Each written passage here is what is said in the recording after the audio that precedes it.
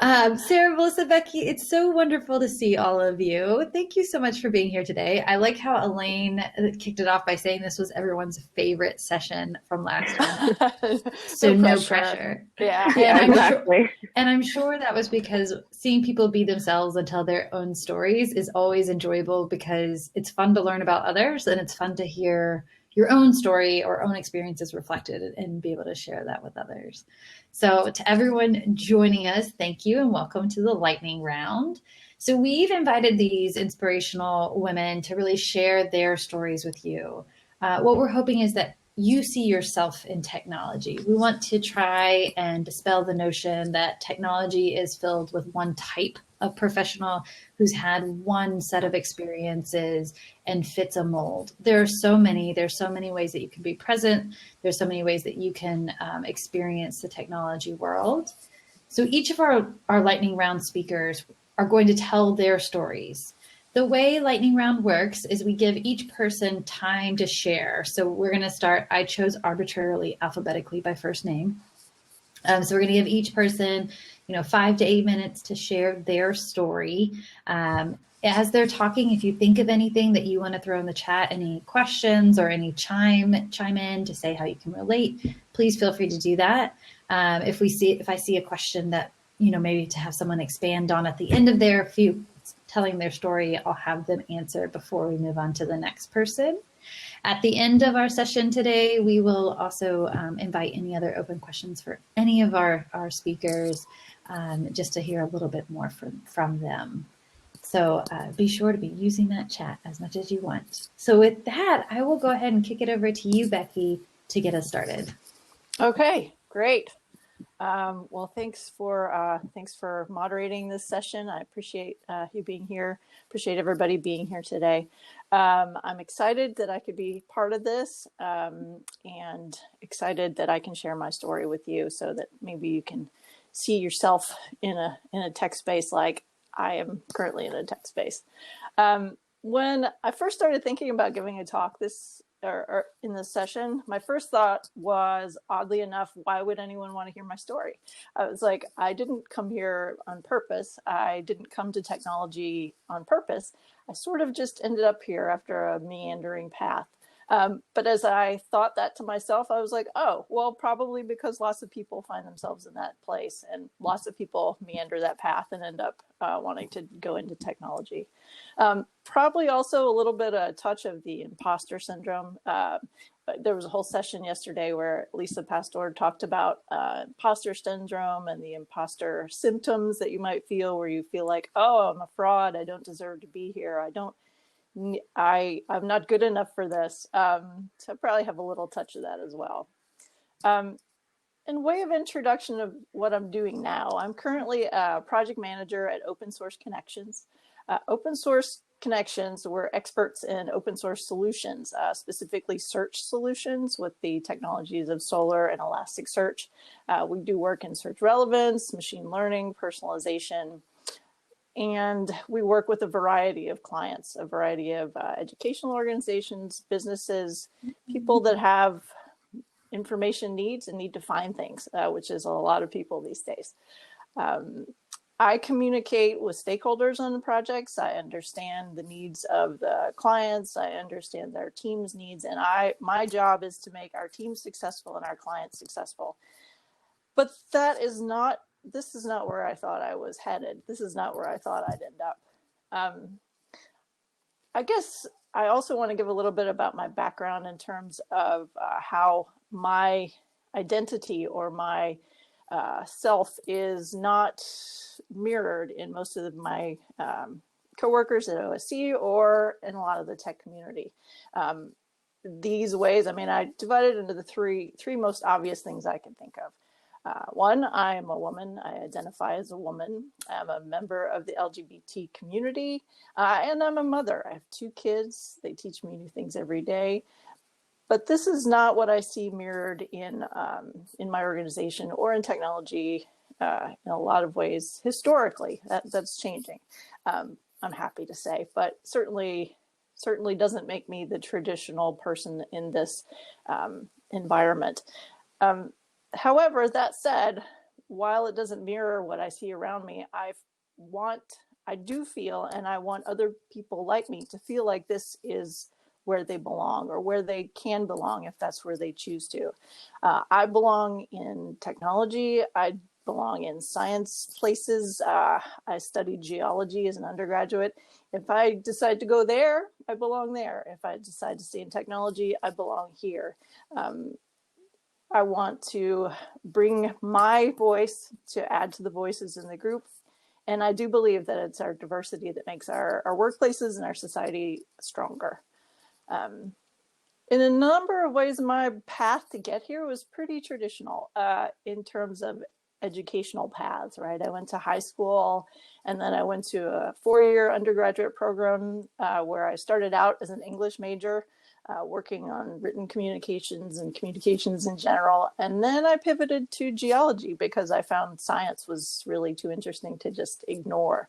While I was there, I also trained to be a teacher. I was going to be an earth science teacher in high school. Didn't end up doing that. I ended up going to graduate school. I went to UVA and completed a master's in marine affairs, which is an interdisciplinary program with oceans law, science, and policy. Very much the intersection of the academic and the application to the world. So all of that, going to high school, going to college, grad school, that's all kind of traditional, but it certainly wasn't aimed in the direction of technology. I became involved in technology when I got my first real job after graduate school, when I was working at a consultant company where we primarily did work for the EPA, the Environmental Protection Agency. I was committed to protecting the environment. I'm committed to making the world a better place, making the environment a sustainable place for us all to live. That brought me there, and that gave me a reason to stay. And while I was there, I was lucky enough to be involved in a lot of EPA-related building systems to run their programs. And I learned a lot about development, software development, requirements gathering, agile development, being a product owner, which was wonderful. And then that was what was the springboard for me to then move over to Open Source Connections and bring some of that development management experience there. So it's sort of a meandering path that started one place and ended up someplace totally different. And along the way, I found myself in environments where I didn't necessarily look like the people around me, or wasn't exactly like the people around me, but found strength in making myself a part of the conversation and welcoming other people to that conversation. I think that's about everything I had in terms of my story and my 5-minute blurb. So thanks everybody for listening and coming today. And if you have any questions for me specifically during the session or after, please let me know. Great. Thank you so much, Becky. If anyone has anything that they think of now or later that they would like to hear a little bit more from Becky, go ahead and throw that in our chat.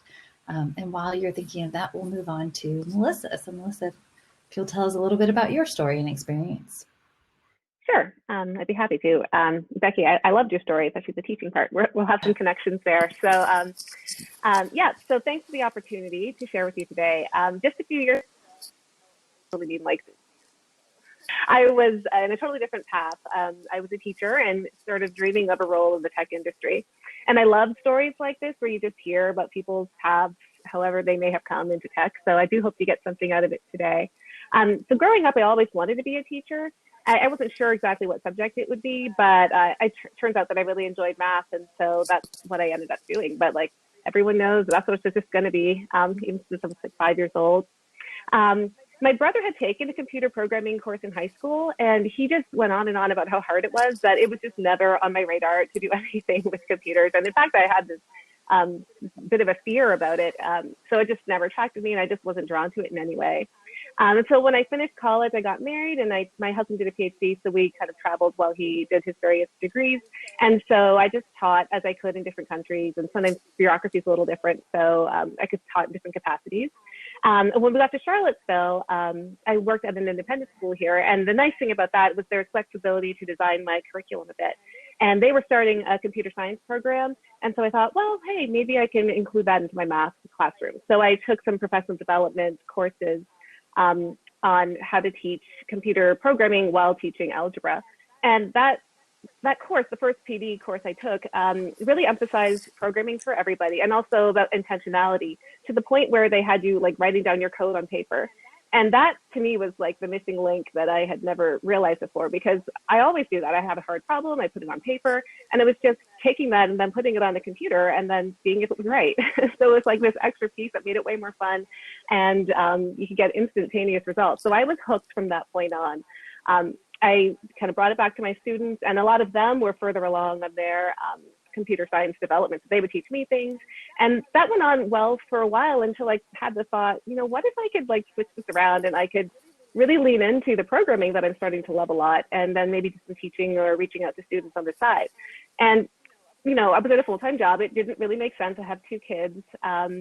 Didn't make sense at the time, but it was just a nagging thought. And one Saturday I took my students, a group of girls, to a math tournament locally, and they had a speaker come in, and it was a female data scientist. And she was talking about her role and how it was a kind of a marriage of math and computer science. And I mean, I know it was meant for the kids, but for me, I was like, what? There's a job that does that? That's awesome. So I went home that day and looked it up, like, where can you get an education in this? And then lo and behold, UVA had a program going on for 2 years. I'd never heard about it, but saw that it looked like a possibility with the prerequisites. So I started planning for that. And then I reached out to CWIT, actually. There's the teacher at my school, Kim Wilkins, was the computer science teacher there. And so she kind of told me to reach out to CWIT. I went to a book study, and I mentioned, bravely, I don't know, I kind of mentioned this is something I'm thinking about. And Elaine Chang actually got me in contact with someone named Karen Price, who works at the company where I actually work now. And she was a previous teacher. So she was able to talk to me about the differences between education and data science. And it just sealed the deal for me that this is definitely the role that I want to go for. So I ended up getting into UVA. I had to do some preparation. So like writing the GRE, took a lot of studying, kind of brushing up on my more advanced math courses, taking some programming courses as well. But I got to where I needed to go. I applied, I got accepted. And so last year I did that program. And I mean, I will say it was intense to do. It's a really quick program, like 15 months, and having a family made it very difficult. But I got through, graduated. During the course, I realized some students go for, start applying for jobs right away because they've come out of the industry, they've already done some data analytics. I, being a teacher, didn't have that background at all. So I realized I wasn't going to be competitive with them. And I started to think about how I could get hands-on training. And I thought an internship sounded great, but when I looked at some of the bigger companies that offered internships, they didn't offer them to graduates of a master's degree program. So just another fortuitous thing happened. I was on grounds one day. I saw a sign for summer internships through a company called HackSivo, and they've recently rebranded as Forge, so you might hear about them that way. And they're usually more for undergrads, but I applied anyway and explained my story and said, I'm a teacher, I don't have these skills, please help me. They accepted me to their program, and so it provided a lot of, there's training before you do the summer internships, so just really basic, like software development skills that I just didn't have, like working on a team in that way. And then the internship. So I got to spend my summer working at CCRI. And that wasn't necessarily through Karen. She was a connection I had, but it kind of went, it was like a parallel process that led me there.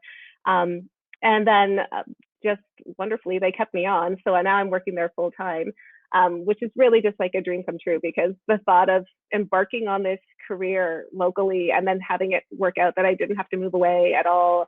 Because at times I was considering, you know, maybe living apart from my family for a bit while I got more training and then come back. So, I mean, I'm just so pleased with how it all worked out. But yeah, so basically that's where I am now. I'm doing, it's a kind of geospatial work. So mapping, I do a lot of AIS data, so mapping where vessels are in the sea, which is kind of exciting because, you know, I like geography, I love travel, so it's nice imagining these places. And I love data visualization as well. So it's been a really good fit. I'm learning so much more even than what I'd learned in my program, but it's exactly where I want to be. And yeah, and that, yeah, of course, same thing as Becky said, if you have any questions, I'd be happy to answer them. That's great. Thank you so much for sharing your story, Melissa. Again, we have one comment a person who's left their teaching career. So thank you to both of you for sharing that relevant experience. But Sarah, we'll go ahead and give you an opportunity to share your story. Thanks, Stephanie.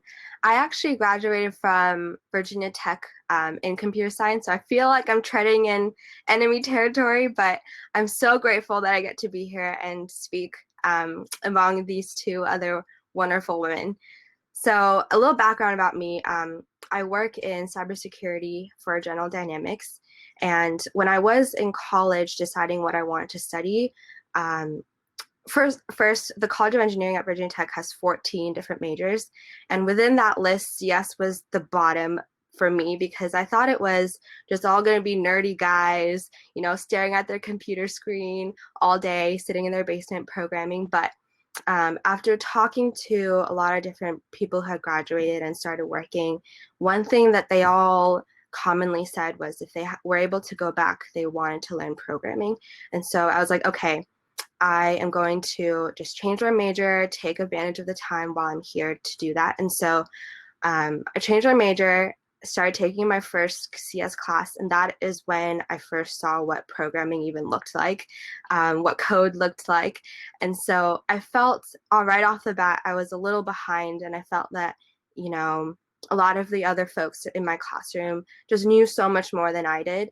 And as I moved along in my major, I just felt like I had to work extra hard to not only catch up to the other guys, but to excel and to succeed. And so early on, I think I had this imposter syndrome that I didn't even know existed. But quickly, as I started, working on projects with different people, I learned that, people were just on the same boat as me. We're in this class because we didn't know, right? And the whole point is to learn. And the thing that set me apart from them was they just had more confidence than I did in their abilities. And so that was a lesson that I learned pretty quickly. And it helped me to be where I am now, because the defense industry is, primarily white male in their 40s and 50s, and out of my entire team, I'm the youngest by at least 20 years.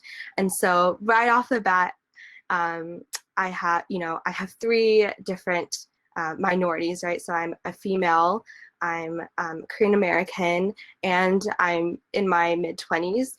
And so I think being in that setting, but really just felt, off the bat seemed like it would be a disadvantage. But because I had learned in college to be able to speak up for myself, I think it really shaped the path that I'm on now. And it also helps to be surrounded by male allies within my team.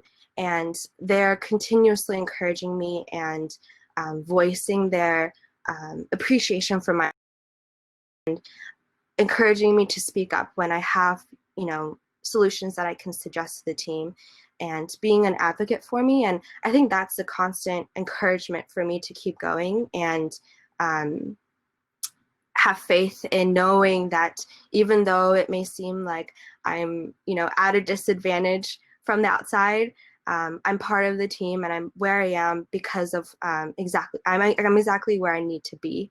And so I think that has given me a lot of peace and a lot of courage to be able to speak up and stand up for myself. And yeah, I hope that speaks to a lot of the other different folks out there who are listening. Even though it seems like we're not where we need to be, or we might not fit in, we all have a different perspective to bring to the table and a different viewpoint and opinion to bring and share. And so, yeah, that's just a little bit about where I am and what I've gone through to be where I am today. Thank you, Sarah. So, and if anyone has questions that they might want to pose for these three, Elaine has one. So what self-talk do you give yourself when you self-doubt? So I'll let all three of you think of that, and whoever wants to go first. When I was teaching, I did a lot of work with growth mindset. And so I feel like the idea of you just compare yourself to the way you were the day before and you want to do better than that. And so that's what I do when I start kind of freaking out or thinking I'm not good enough, or it's like, well, am I better than I was yesterday? Usually that's a yes. And that's enough to make, well, I'm going in the right direction. I'm you know, at least I'm better than yesterday's person, and in whatever role, whatever I'm doing, I've got more skills than I did, and that's just the right way to go. Mm-hmm. I agree. And a lot of times when I start to self-doubt, I ask myself if I'd feel scared. And honestly, if I feel scared, I'm probably doing the right thing, because it's stepping outside of my comfort zone and it's taking the next step into an area or a realm that I don't feel confident in. And oftentimes that means growth. And just reminding myself of that, and that the scared feeling is probably a good thing. I'm probably doing what I need to be doing, whether it feels comfortable or not.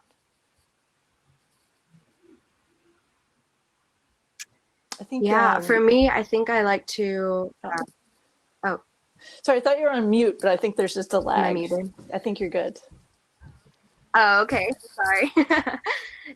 It might be the internet. I'm pretty far away, so it might just be a little bit of a lag. But for me, I agree with everything that Melissa and Becky have shared. One other thing that I like to do is just think about the other times in the past where I've doubted but have been able to overcome.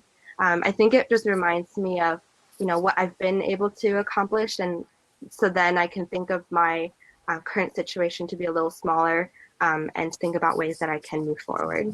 Yeah, that's great. I'll throw in mine, which is I love the Kelly Clarkson song Stronger.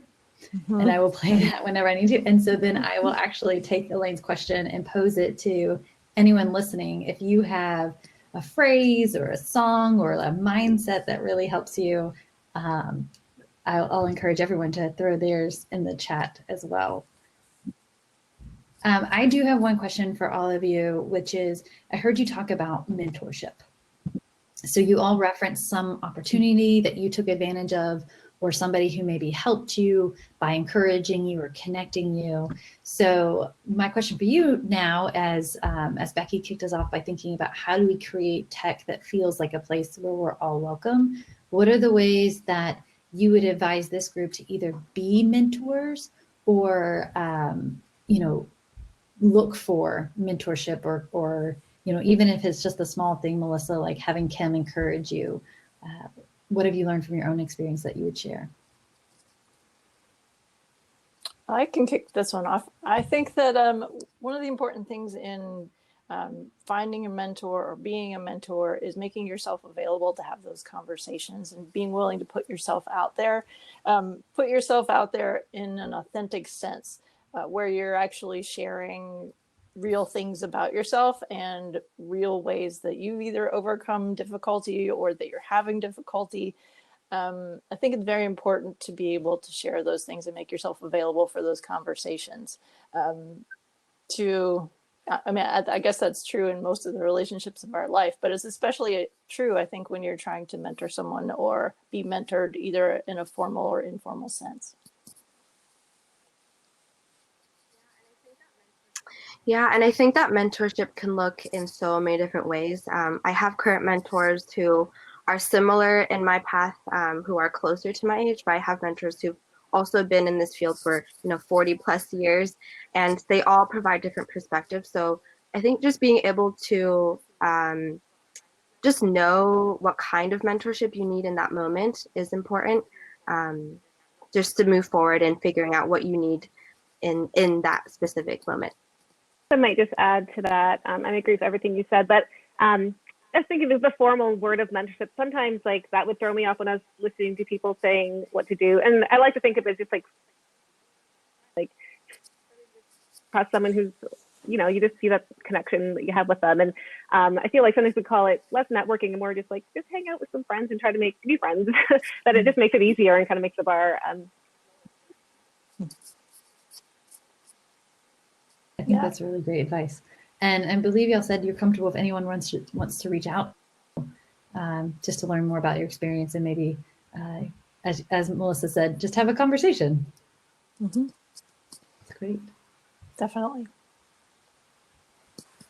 Well, we give folks just a few more minutes. If you think of any other questions, you can put it in the chat, or you can hit the big blue button that says ask to share your video if you want to join us on stage.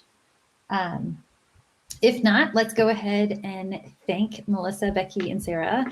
I'll be the only one to clap. So, but I just want to thank you for being vulnerable, being able to share your story. I know it's hard. Becky, as you said, you have that moment where you're like, why would anyone want to hear from me? But your stories were all really interesting, really inspiring. And this was great to hear from all of you. And it was a great opportunity. Kim's sharing some posts about that forge, the Haxeyville Forge opportunity. So that's a great opportunity for folks listening. So thank you everyone for joining us. Thank you. Awesome. Thank you. Bye. Bye, everyone.